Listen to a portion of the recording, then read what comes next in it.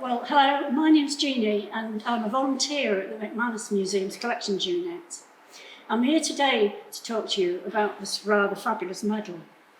It's in our new exhibition, This Just In, which has new acquisitions and donations. Caledon was well known throughout the shipping world for their specialist range of vessels and their highly skilled workforce. Locally, they employed 4,000 direct staff. One of the workers was Jack Riley, and Jack donated this rather splendid medal. Jack applied to Caledon when he was 15, and they took him on as an apprentice. He progressed to technical manager, and when Caledon closed in 1981, Jack had been there for 25 years.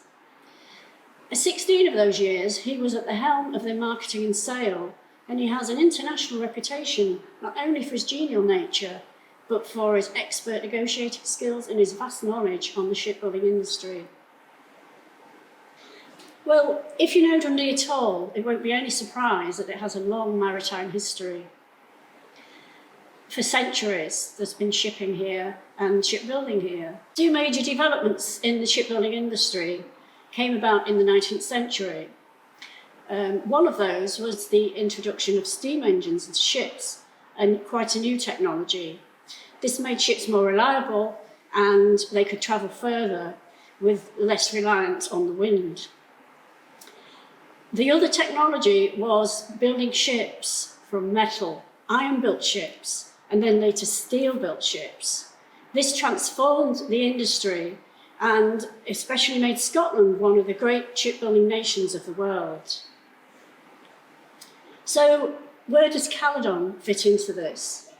Well, in 1866, an entrepreneur called William B. Thompson, he had a foundry, an engineering foundry in Stubbs Well, and he built steam-driven yachts, which had to be then dragged down to the foreshore by horses.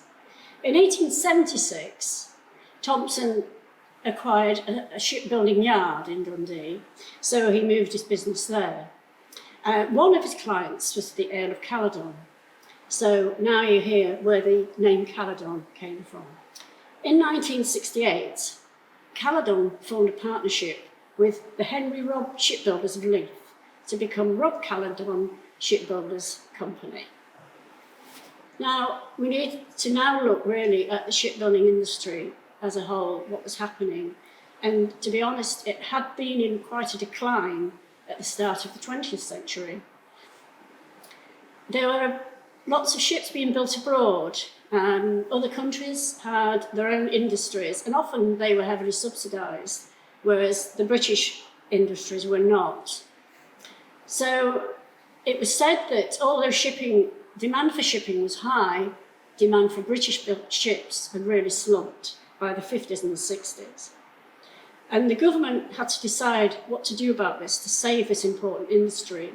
In 1977, they announced the Aircraft and Shipbuilding Industries Act, which effectively nationalised the shipbuilding industry. The idea of the nationalisation was to help the industry by the government actually negotiating contracts. So here we come to the medal, which explains this is a contract between the Polish government and the British government called the Anglo-Polish Shipbuilding Venture. And this was to build 22 bulk carrier vessels and 2 floating cranes. And in 1979, the newspapers announced that Robb Caledon had received £9 million of this grant to build several other vessels and 2 of the floating cranes. And these were then to be chartered to Poland. However, in the shipbuilding industry, there were still quite a few problems. And then in 1979, there was a change of government. And the new government did not believe in nationalisation. So the British Shipbuilding Group, which was the amalgamation of all these shipyards under a nationalised industry, was closed. Unfortunately, Robb Caledon was the first yard to be closed down even though they had plenty of orders on their books. There was a bright side, though, if there could be a bright side to such an important closure, in that in the week of the announcement, the company was inundated with offers for its highly skilled workers from the few remaining shipyards, and most of them did gain further employment.